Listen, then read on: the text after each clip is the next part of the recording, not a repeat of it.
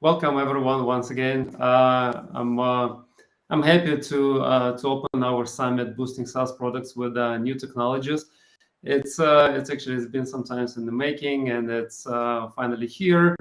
And just in general, so we have already gotten a good record, track of records on going on live with virtual summits. I believe it's our seventh virtual summit already, or maybe eighth, and we planning to continue doing it and continue providing the information that we see that the startup founders and tech leaders seek. And basically, we're just trying to do anything to help you guys with providing whatever information can be helpful for you. So I am a CEO, as Javi said, introduced me. I'm a CEO of Glorium Technologies, and Glorium Technologies provides software development services, and we help startup innovators to develop their digital products. And so why we organize this summit? To basically go into a little bit more of details and dive deeper. So not only Glorium helps to develop digital products, but we also help with the product management and compliance certification, with the business consulting, and also a little bit with investment and with guidance for the startups to bring them to the next level. And naturally, we hold quite many conversations with founders and product owners in this area, with tech leaders. And many of them are always on the lookout what else can help them to get an additional competitive edge. And they're naturally looking towards all of the newest and latest tech. And so we do not possess all of the information, of course. So we're speaking with them. They ask us the questions. We try to provide as much as possible. And but I always like to seek other opinions. And so this is how, together with the marketing team, we decided to bring this event live and to bring the additional answers to all of those questions about how this latest tech can give a competitive edge to the digital products. So that's how the idea of this summit was born. Now you can say that there are many other conferences on this topic, talking about all those new technologies, and you would be absolutely right. I actually enjoy, of course, listening and visiting all of those events and seeing what's happening lately in the world. But first, I have to say that we focus, and we asked our speakers to focus strictly on SaaS startups. This is pretty important. We have a pretty specific audience in mind.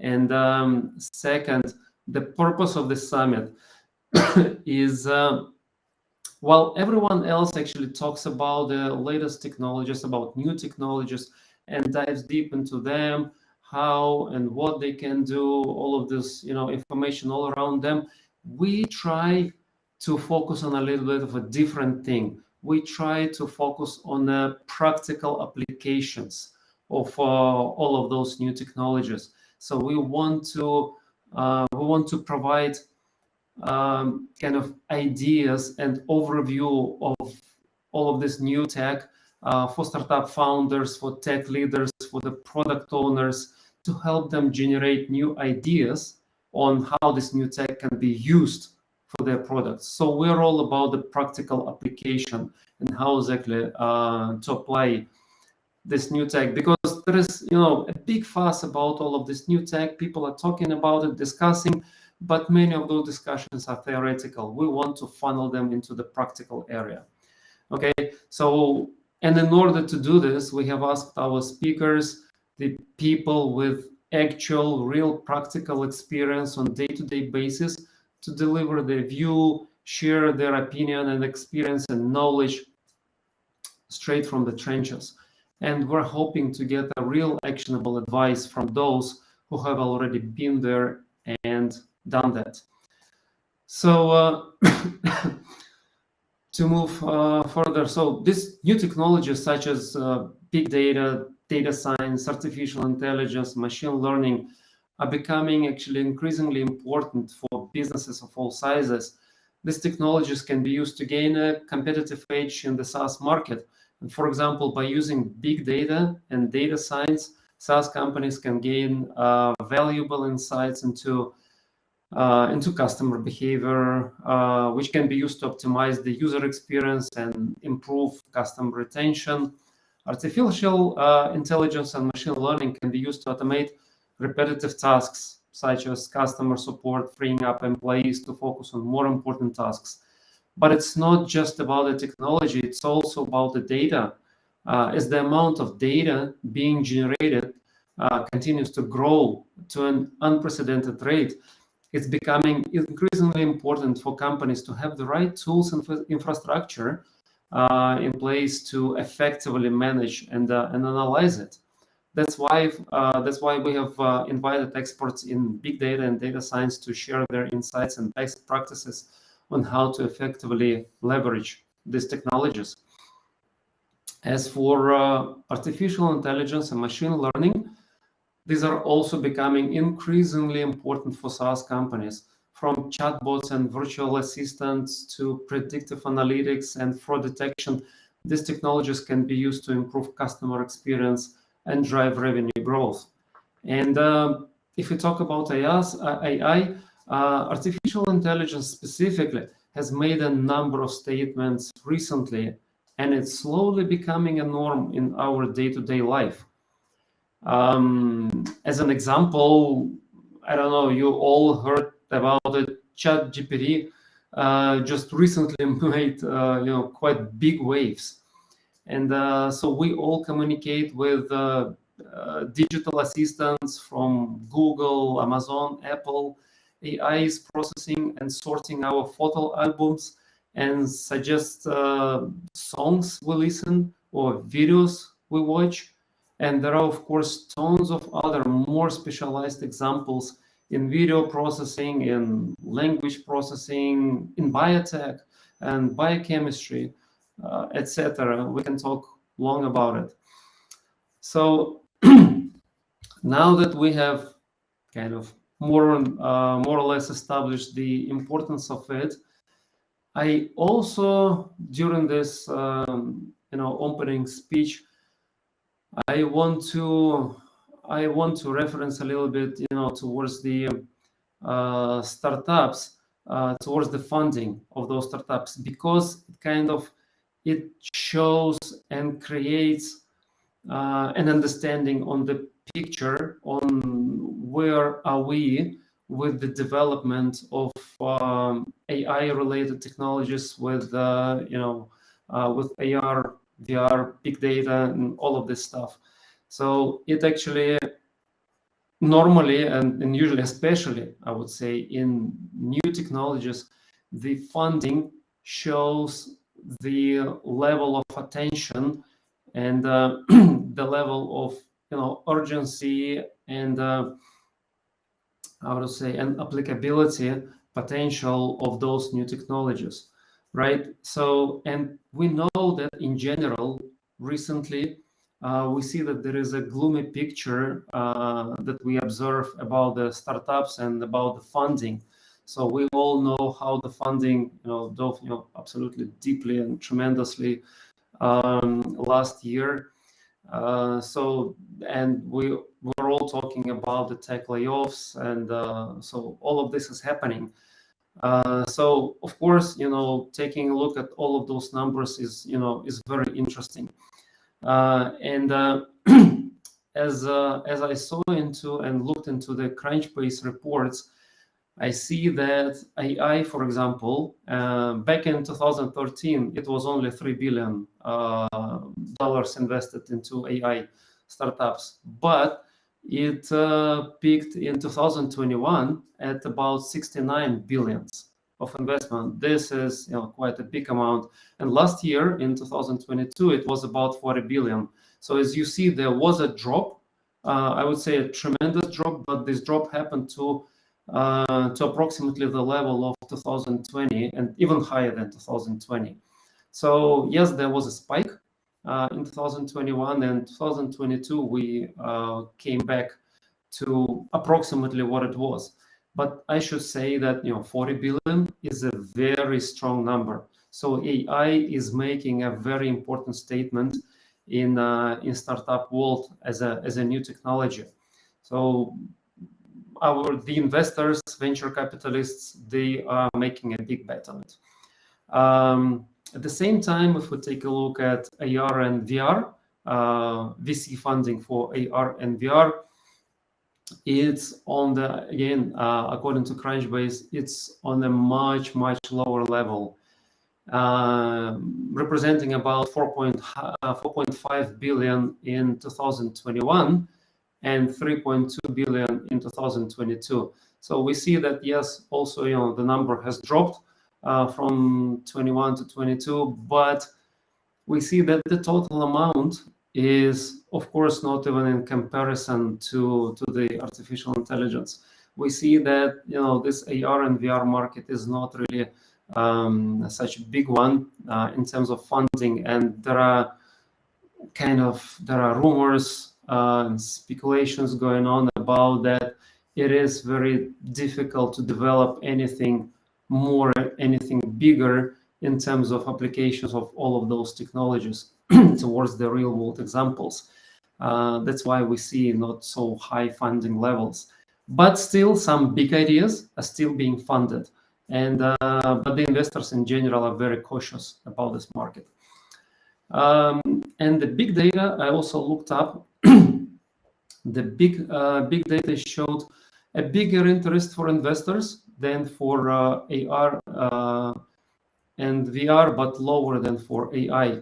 The numbers for 2022, the total investment amount was funding amount was 11 billion, but in 2021, for 2021 it was 17 billion, and for 2022 it's 11 billion. Again, we see the drop from 17 to 11 billion, but it's still the market. It's so. I would say the interest, of course, we see clearly for artificial intelligence is much higher in terms of investment than for big data and AR and VR combined. So if you're a startup, it's probably going to be very interesting to you to learn those numbers, take a look and see what investors are buying today and what can represent a potential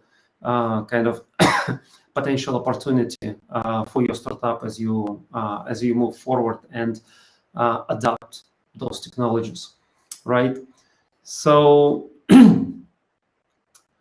now I want to go a little bit further into the market values, because it's also very interesting. So at the same time as we see the amount of the funding is dropping in the last year, the market predictions paint an absolutely different picture. The reported data are actually different, but they all have a positive trend in common. According to a recent market study, one of those most reliable that I found, the global big data market is expected to reach 273 billion, but by 2026, and it's currently growing at 11% of the annual compound growth rate. And this is a huge market, 273 billion by 2026, big chunk.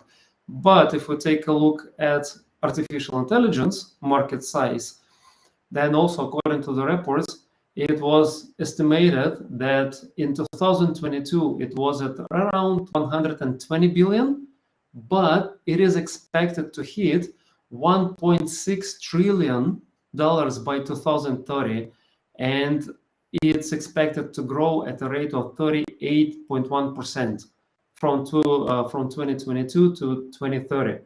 And this is I don't know, and all reports are more or less around of the same numbers.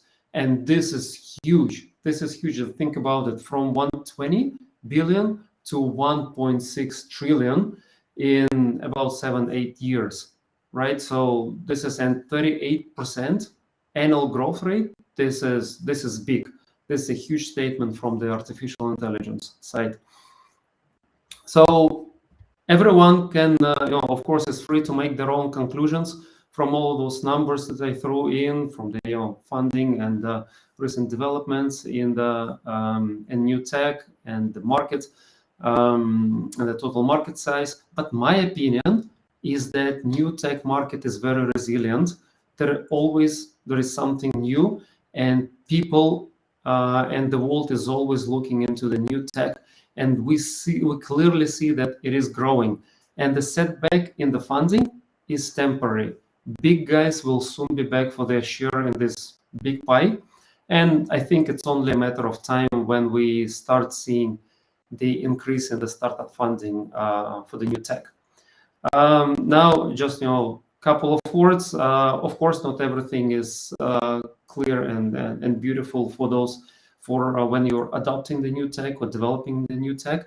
There are several challenges, and from my perspective, from my opinion, the way how I see it, I see that this year we're gonna face with several challenges for anyone who is adopting the new technologies. And I think number one, it's increasing capital expenditure and maintenance requirements, and this is mostly related to the challenges about the amount of data that you need to process, and it can be very overwhelming for the companies and their budgets. So as we now adopt new technologies, they all require a lot of data processing. No matter what it is, it's processing and storing and operating with big masses of data, and your infrastructure costs are going to grow, and they're only going to go up. And that's why we see all of those cloud services, they're all going up and up, and they're also growing. All right, so number two, we see I think it's going to be the security concerns regarding the data. As everyone is piling up all of those tons of those data, there are always people, always hackers looking to break into your systems and looking to steal your data and capitalize on them. So the security concerns are only going to grow, and people will have to, and you as startup founders or investors or startups will have to invest more and more into the security. And number three, I think it's the labor shortage. It's the third biggest challenge, and it continues posing a threat to new and existing product development, and especially for the new tech, because you need a specialized talent and knowledge in order to effectively implement those technologies. And regardless of all of those recent tech layoffs, but the good specialists in new technologies, they always costed a lot of money, and they were always in high demand. So this will continue being a challenge. So maybe there is something more, but I think those three are going to be the biggest. All right, so I think I'm going to conclude my speech. It is already, I'm a little bit overdue on my time, and I really hope that our wonderful speakers are going to be able to give you a little bit more detailed information about the practical applications of the new technologies, and I'm really excited to hear what they have prepared. All right, so Javi, back to you. Thanks, Andrei. I really appreciate you and what the whole team is doing for everyone. I mean, these events are always great with amazing speakers packed lined up, awesome content, especially today with how fast the world is moving with technology. I think this is a spot on topic to start the event, or the year with this type of event. So especially with all the buzz going around with ChatGPT, I mean, I'm definitely a victim of it. if you want to call it that. But yeah, yeah, I think many people have already tried it. yeah, I mean, if you lean in on it to leverage it, I think it's a very powerful tool. I think people are not. I think the struggle that I ran into, and from what I hear in my circles, is just like not really being using this technology before. So it's kind of like someone that switched from like a flip phone to an iPhone, right? It's kind of the comparison that they're trying to make between ChatGPT and Google search. Exactly. You know that Google has already turned on what they have red alert. Yep. Inside company because of that. So it's really making a statement. I think it's not there yet, but it's really making a statement. It's the beginning of something new. Yeah, Definitely. I think it's definitely kind of like social media in a way, in my opinion. I think it's not going to change people. I think it's just going to expose people. You know, because I mean, if you're a good writer or editor, it should make you a better editor. It shouldn't, you know, replace your job. It should be something that's supplemental to what you're doing, not there to replace your job, at least in my opinion. I don't believe any of those, rumors that all this new technology is gonna make a toll on the jobs, that people are going to be laid off. No, it just the new technology is improving the overall level, so it helps us to be better in terms of the output, in terms of what we produce, the quality of it. This is how the whole our civilization evolves. It just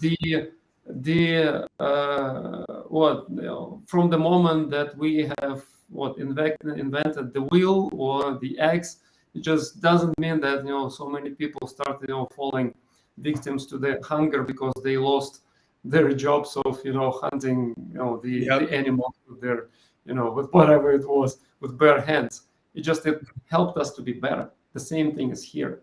So I think the jobs will evolve a little bit, will change a little bit, but it just is gonna bring the overall level of the civilization of us, of the products, of the services.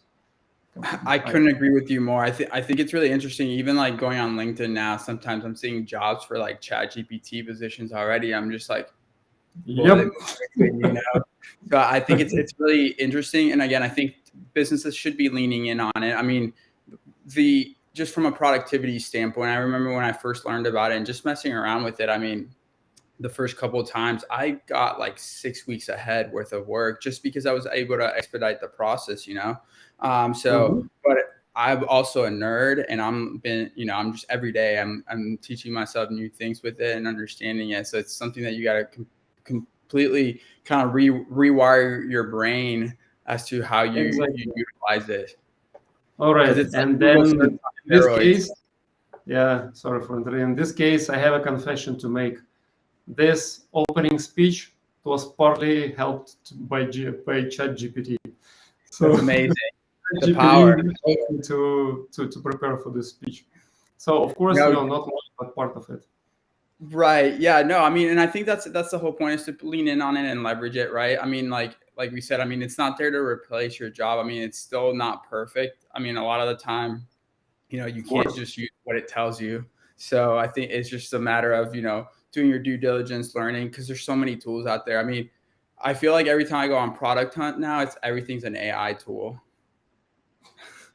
Not ever. Well, this is one of the things that I think this summit is going to help the startups. A lot of people declare that they use new technologies, and it became, from what I see and from what I know, everyone rushes to declare that we use AI, we use machine learning, we introduce, big data, some smart data processing, whatever it is. But majority of startups, they're just rushing there to just put the label on their product. Yeah. Nothing more. The real application still is a big challenge for many of the startups. So, and this is one of the biggest reasons why we decided to create this summit, to kind of take a deeper look and see how exactly you can apply it, so that you don't just put a label, but you really use this new technology.